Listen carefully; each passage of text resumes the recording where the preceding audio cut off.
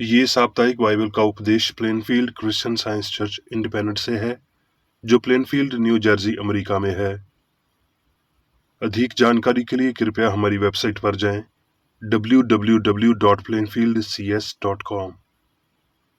आपके अध्ययन के लिए ये पाठ रविवार 8 मई 2022 के लिए है। विषय: आदम और पतित आदमी। स्वर्णपथ। उत्पत्ति।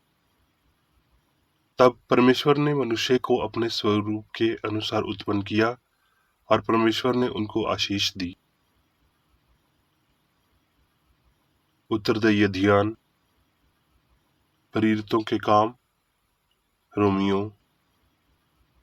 जिस परमेश्वर ने पृथ्वी और उसकी सब वास्तुओं को बनाया, वो स्वर्ग का स्वामी होकर हाथ के बनाए हुए मंदिरों में नहीं रहता, ना किसी वास्तु का प्रयोजन रखकर मनुष्य के हाथों की सेवा लेता है, क्योंकि वो तो आप ही सबको जीवन और सांस और सब कुछ देता है।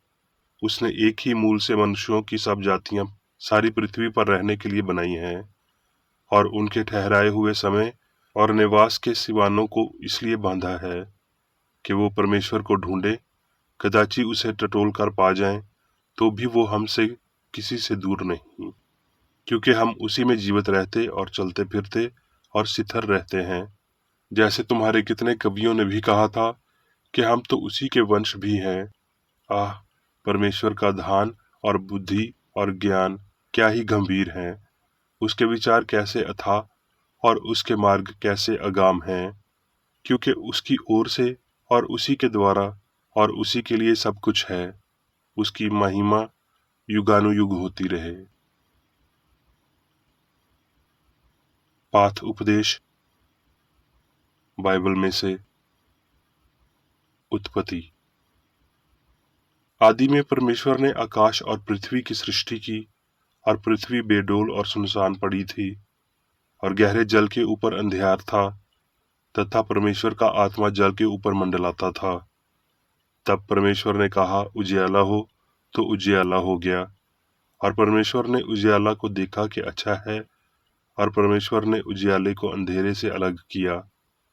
फिर परमेश्वर ने कहा, हम मनुष्य को अपने स्वरूप के अनुसार अपनी समानता में बनाए, और वो समंदर की मछलियों और आकाश के पक्षियों और घरेलू पशुओं और सारी पृथ्वी पर और सब रेंगने वाले जंतुओं पर जो धरती पर रेंगते हैं अधिकार रखें।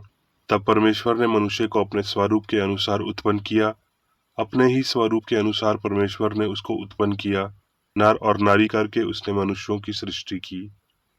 और परमेश्वर ने उनको आशीष दी और उनसे कहा, फूलो फलो और पृथ्वी में भर जाओ और उसको अपने वश में कर लो, और समंदर की मछलियों तथा आकाश के पक्षियों और पृथ्वी पर रेंगने वाले सब जंतुओं पर अधिकार रखो।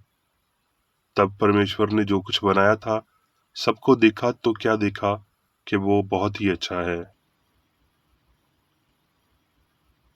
याकूब। क्योंकि हर एक अच्छा वरदान और हर एक उत्तम दान ऊपर ही से है और ज्योतियों के पिता की ओर से मिलता है, जिसमें ना तो कोई परिवर्तन हो सकता है और ना अदल बदल के कारण उस पर छाया पड़ती है। उत्पत्ति। तो भी कोहर पृथ्वी से उठता था, जिससे सारी भूमि सिंच जाती थी, और यहोवा परमेश्वर ने आदम को भूमि की मिट्टी से रचा और उसके नथनों में जीवन का श्वास फूंक दिया, और आदम जीवता पुरानी बन गया। तब यहोवा परमेश्वर ने आदम को गहरी नींद में डाल दिया, और जब वो सो गया, तब उसने उसकी एक पसली निकालकर उसकी सांति मांस भर दिया, और यहोवा परमेश्वर ने उस पसली को जो उसने आदम में से निकाली थी स्त्री बना दी और उसको आदम के पास ले आया। उत्पत्ति। फिर स्त्री से उसने कहा, मैं तेरी पीड़ और तेरे गर्भवती होने के दुख को बहुत बढ़ा दूंगा। तू पीड़ित होकर बालक उत्पन्न करेगी, और तेरी लालसा तेरे पति की ओर होगी, और वो तुझ पर प्रभुता करेगा। और आदम से उसने कहा, तू अपने माथे के पसीने की रोटी खाया करेगा, और अंत में मिट्टी में मिल जाएगा, क्योंकि तू उसी में से निकाला गया है। तू मिट्टी तो है और मिट्टी ही में फिर मिल जाएगा। यूहन्ना, हे प्रियो, हर एक आत्मा की प्रतीति न करो, वरन आत्माओं को परखो कि वो परमेश्वर की ओर से हैं कि नहीं, क्योंकि बहुत से झूठे भविष्य अद्विकता जगत में निकल खड़े हुए हैं। हे बालको, तुम परमेश्वर के हो और तुमने उन पर जय पाई है, क्योंकि जो तुम में है वो उससे जो संसार में है बड़ा है। हम परमेश्वर के हैं। जो परमेश्वर को जानता है वो हमारी सुनता है, जो परमेश्वर को नहीं जानता वो हमारी नहीं सुनता। इसी प्रकार हम सत्य की आत्मा और भ्रम की आत्मा को पहचान लेते हैं। मत्ती। यीशु वहां से निकलकर सौर और सैदा के देशों की ओर चला गया, और देखो उस देश से एक कैनानी स्त्री निकली और चिल्लाकर कहने लगी, हे प्रभु, दाऊद के संतान, मुझ पर दया कर, मेरी बेटी को दुष्ट आत्मा बहुत सता रही है। पर उसने उसे कुछ उत्तर न दिया, और उसके चेलों ने आकर उससे विनती करके कहा, इसे विदा कर, क्योंकि वो हमारे पीछे चिल्लाती आती है। उसने उत्तर दिया कि इस्राएल के घराने की खोई हुई भेड़ों को छोड़ मैं किसी के पास नहीं भेजा गया। पर वो आई और उसे परिणाम करके कहने लगी, हे प्रभु, मेरी सहायता कर। उसने उत्तर दिया कि लड़कों की रोटी लेकर कुत्तों के आगे डालना अच्छा नहीं। उसने कहा, सत्य है प्रभु, पर कुत्ते भी वो चूराचार खाते हैं जो उनके स्वामियों की मेज से गिरते हैं। इस पर यीशु ने उसको उत्तर देकर कहा कि हे स्त्री, तेरा विश्वास बड़ा है, जैसा तू चाहती है तेरे लिए वैसा ही हो। और उसकी बेटी उसी घड़ी से ठीक हो गई। यीशु वहां से चलकर गलील की झील के पास आया और पहाड़ पर चढ़कर वहां बैठ गया। और भीड़ पर भीड़, लंगड़ों, अंधों, गूंगों, टुंडों और बहुत औरों को लेकर उसके पास आए और उन्हें उसके पांवों पर डाल दिया, और उसने उन्हें ठीक किया। सो जब लोगों ने देखा कि गूंगे बोलते और टुंडे ठीक होते और लंगड़े चलते और अंधे देखते हैं, तो अचंभा करके इस्राएल के परमेश्वर की बड़ाई की। ग्रंथियों। और जैसे आदमी में सब मरते हैं, वैसे ही मसीह में सब जिलाए जाएंगे, परंतु हर एक अपनी अपनी बारी से। पहला फल मसीह, फिर मसीह के आने पर उसके लोग। इसके बाद अंत होगा। उस समय वो सारी प्रधानता और सारा अधिकार और सामर्थ का अंत करके राज्य को परमेश्वर पिता के हाथ में दे देगा, क्योंकि जब तक कि वो अपने बैरियों को अपने पांव तले ना ले आए, तब तक उसका राज्य करना अवश्य है। यूहन्ना, देखो पिता ने हमसे कैसा प्रेम किया है कि हम परमेश्वर की संतान कहलाएं, और हम हैं भी। इस कारण संसार हमें नहीं जानता, क्योंकि उसने उसे भी नहीं जाना। हे प्रियो, अभी हम परमेश्वर की संतान हैं, और अब तक ये प्रगट नहीं हुआ कि हम क्या कुछ होंगे, क्योंकि उसको वैसा ही देखेंगे जैसा वो है। और जो कोई उस पर ये आशा रखता है, वो अपने आप को वैसा ही पवित्र करता है जैसा वो पवित्र है। अब मैं मेरी बेकरेडी द्वारा क्रिश्चियन साइंस की किताब विज्ञान और स्वस्थ शास्त्रों की कुंजी के साथ के साहस संबंधी अंश पढ़ूंगा। विज्ञान और स्वस्थ। ईश्वर ने मनुष्य को अपनी छवि में बनाया, दिव्य आत्मा को प्रतिबिंबित करने के लिए। ईश्वर द्वारा बनाए गए मनुष्य को पूरी पृथ्वी पर प्रभुत्व दिया गया है। मनुष्य अंदर एक मन के साथ एक भौतिक रूप से अधिक है, जिसे अमर होने के लिए अपने वातावरण से बचना चाहिए। मनुष्य अनंतता को दर्शाता है, और ये प्रतिबिंब भगवान का सही विचार है। परमेश्वर मनुष्य में अनंत विचार व्यक्त करता है, जो हमेशा अपने आप को विकसित करता है, एक व्यापक आधार से ऊंचा और ऊंचा होता है। अनंत काल तक ईश्वर की सरकार के तहत मनुष्य के लिए कभी पैदा न होने और न कभी मरने से उसकी उच्च संपत्ति से गिरना असंभव है। जो कुछ भी मनुष्य के पाप को दर्शाता है, या भगवान के विपरीत या भगवान की अनुपस्थिति, आदम का सपना है, जो ना तो मन है और ना ही मनुष्य है, क्योंकि ये पिता की भीख नहीं है। आदम, त्रुटि, एक झूठ, अच्छाई और ईश्वर और उसकी रचना के विपरीत।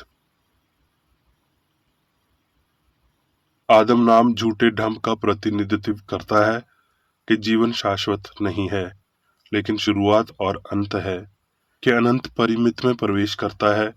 वो बुद्धि अबुद्धि में प्रवेश करती है और वो आत्मा भौतिक अर्थों में बसता है। उस अमर मन का परिणाम होता है और नश्वर मन में पदार्थ एक ईश्वर और निर्माता ने जो बनाया उसमें प्रवेश किया और फिर पदार्थ की नास्तिकता में गायब हो गया। सभी मानव कला के जनक आदम का सपना थे। गहरी नींद जिसमें उसकी उत्पत्ति हुई, उसका जीवन और बुद्धिमत्ता किस पदार्थ से आगे बढ़ी और गुजर गई। ये नास्तिक त्रुटि या तथाकथित सांप अभी भी सत्य के विपरीत पर जोड़ देता है, जो कह रहा है तुम परमेश्वर के तुल्य हो जाओगे। उसका मतलब है मैं सत्य के रूप में वास्तविक और शाश्वत के रूप में त्रुटि करूंगा। मैं आत्मा को इस बात में लगाऊंगा कि मैं किस चीज को बुलाऊं, और मामला जीवन को उतना ही लगेगा जितना कि परमात्मा आत्मा को, जो एकमात्र जीवन है, बल्कि एक अस्तित्व की कशंक गलत अर्थ है जो मृत्यु में समाप्त होता है। अपने झूठे आधार के कारण त्रुटि द्वारा विकसित अस्पष्टता की धुंध झूठे दावे को गहरा करती है और अंत में घोषणा करती है कि ईश्वर त्रुटि जानता है और वो त्रुटि उसकी रचना में सुधार कर सकती है। हालांकि सत्य के ठीक विपरीत प्रस्तुत करते हुए झूठ सच होने का दावा करता है। पदार्थ की रचना एक धुंध या झूठे दावे से या रहस्यवाद से उत्पन्न होती है, न कि उस आकाश या समझ से जिसे परमेश्वर सच्चे या झूठे के बीच खड़ा करता है। गलती में सब कुछ नीचे से आता है, ऊपर से नहीं। सब कुछ भौतिक मिथिक है, आत्मा के प्रतिबिंब की बजाय। आदम, जिसे शास्त्रों में धूल से निर्मित रूप में दर्शाया गया है, मानव मन के लिए एक वास्तव पथ है। भौतिक इंद्रियां आदम की तरह पदार्थ में उत्पन्न होती हैं और धूल में लौट जाती हैं। अब बुद्धिमान सिद्ध होती हैं, वो अंदर आते ही बाहर चले जाते हैं, क्योंकि वो अभी भी त्रुटि हैं, ना कि होने का सत्य। जब ये सीखा जाता है कि आध्यात्मिक ज्ञान ना कि भौतिक मन के छापों को मनुष्य तक पहुंचाता है, तब सत्ता को समझा जाएगा और सामंजस्य पूर्ण पाया जाएगा। इससे ये अनुसरण करता है कि आदम आदर्श नहीं था, जिसके लिए पृथ्वी धन्य थी। आदर्श व्यक्ति का नियत समय में पता चला था और उसे यीशु मसीह के रूप में जाना जाता था। दिव्य विज्ञान में मनुष्य भगवान की सच्ची छवि है। मसीह यीशु में ईश्वरीय प्रकृति को सर्वश्रेष्ठ रूप से व्यक्त किया गया है, जिसने ईश्वर के दुखद प्रतिबिंब को नश्वर पर फेंक दिया और उनके जीवन को उनके कमजोर विचारों से ऊंचा उठा दिया। वो अनुमति देंगे विचार जो मनुष्य को प्रतीत, बीमार, पापी और मरने के रूप में प्रस्तुत करते हैं। वैज्ञानिक होने और दिव्य उपचार की मसीह की समझ में एक आदर्श सिद्धांत और विचार शामिल हैं, पूर्ण ईश्वर और पूर्ण मनुष्य विचार और प्रदर्शन के आधार के रूप में। यदि मनुष्य एक बार परिपूर्ण था लेकिन अब अपनी पूर्णता खो चुका है, तो मनुष्यों ने ईश्वर की परिवर्ता छवि को कभी नहीं माना। खोई हुई छवि कोई छवि नहीं है। सच्ची समानता दिव्य प्रतिबिंब में खो नहीं सकती। इसे समझते हुए यीशु ने कहा, इसलिए चाहिए कि तुम सिद्ध बनो जैसा तुम्हारा स्वर्गीय पिता सिद्ध है। भगवान के बच्चों के पास एक मन है। अच्छाई बुराई में कैसे ढल सकती है जब मनुष्य का मन ईश्वर कभी पाप नहीं करता है। पूर्णता का मानक मूल रूप से भगवान और मनुष्य थे। क्या ईश्वर ने अपने स्वयं के मानक को नीचे रखा है और क्या मनुष्य पाप में गिर गया है? साइंस में ईश्वर और मनुष्य के संबंध ईश्वरीय सिद्धांत और विचार अविनाशी हैं और विज्ञान जानता है कि कोई चूक नहीं हुई है और ना ही सिद्धभाव मान लौटा, लेकिन ये ईश्वरीय आदेश या आध्यात्मिक कानून रखता है जिसमें ईश्वर और वो जो कुछ भी बनाता है परिपूर्ण और शाश्वत है, अपने सनातन इतिहास में अपरिवर्तित रहा है। यीशु ने जो कुछ कहा उसे प्रदर्शन के द्वारा स्थापित किया। इस प्रकार उसके कार्यों को उसके विचारों से अधिक महत्वपूर्ण बना दिया गया। उन्होंने जो सिखाया वो साबित किया। ये मसीही धर्म का विज्ञान है। यीशु ने उस सिद्धांत को सिद्ध कर दिया जो बीमारों को ठीक करता और त्रुटि को दूर करता है, वो ईश्वरीय है। परमेश्वर का राज्य तुम्हारे बीच में है। इसका मतलब है सत्य और प्रेम वास्तविक मनुष्य में राज्य करता है। ये दर्शाता है कि भगवान की छवि में आदमी बेदाग और शाश्वत है। यीशु ने विज्ञान में सिद्ध पुरुष को सही ठहराया जो उसे दिखाई दिया, जहाँ पाप करने वाला नश्वर मनुष्य नश्वर प्रतीत होता है। इस सिद्ध पुरुष में उद्धारकर्ता ने परमेश्वर ने अपने समानता को देखा और मनुष्य के इस सही दृष्टिकोण ने बीमारों को उपचार दिया। इस प्रकार यीशु ने सिखाया कि ईश्वर का राज्य अक्षण है और मनुष्य शुद्ध और पवित्र है। जीवन है, था और हमेशा सामग्री से स्वतंत्र रहेगा, क्योंकि जीवन ईश्वर है और मनुष्य जीवन का विचार है, भौतिक रूप से नहीं बल्कि आध्यात्मिक रूप से, और वो क्षय और धूल के अधीन नहीं है। भजनहार ने कहा, तूने इसे अपने हाथों के कार्यों पर प्रभुता दी है, तूने उसके पांव तले सब कुछ कर दिया है। अस्तित्व के विज्ञान में महान सत्य के वास्तविक मनुष्य था, है और हमेशा रहेगा निर्वाद है, क्योंकि यदि मनुष्य परमेश्वर का प्रतिबिंब है तो वो उल्टा नहीं है, परंतु सीधा और परमेश्वर जैसा है। अब मैं मेरी विक्रेडी द्वारा चर्च मैनुअल में दिए गए 3 दैनिक कर्तव्यों को पढ़ूंगा। दैनिक प्रार्थना। प्रत्येक दिन प्रार्थना करने के लिए इस चर्च के प्रत्येक सदस्य का कर्तव्य होगा, तुम्हारा राज्य आए, ईश्वरीय सत्य, जीवन और प्रेम के शासन को मुझ में स्थापित कर और मुझ पर शासन कर, और तेरा वचन सभी मनुष्यों के स्नेह को समृद्ध कर सकता है और उन पर शासन कर। आदेशों और कर्तव्यों के लिए एक नियम। ना तो दुश्मनी और ना व्यक्तिगत लगाव मदर चर्च के सदस्यों के आदेशों और कर्तव्यों पर लागू करना चाहिए। विज्ञान में दिव्य प्रेम ही मनुष्य को नियंत्रित करता है और एक क्रिश्चियन विज्ञानी प्यार की मीठी सुविधाओं को दर्शाता है। प्यार में डांटने पर, सच्चा भाईचारा, परोपकार और क्षमा में। इस चर्च के सदस्यों को प्रतिदिन ध्यान रखना चाहिए और सभी बुराई दूर करने, भविष्यवाणी, न्याय करने, निंदा करने, परामर्श देने, प्रभावित करने या गलत तरीके से प्रभावित होने से बचने के लिए प्रार्थना करनी चाहिए। कर्तव्य के प्रति सतर्कता। इस चर्च के प्रत्येक सदस्य का यह कर्तव्य होगा कि वो प्रतिदिन आक्रामक मानसिक सुझाव से बचाव करे और भूलकर भी ईश्वर, नेता और मानव जाति के प्रति अपनी कर्तव्य की उपेक्षा नहीं करनी चाहिए। उनके कामों से उन्हें आंका जाएगा और वो उचित या निंदनीय होगा।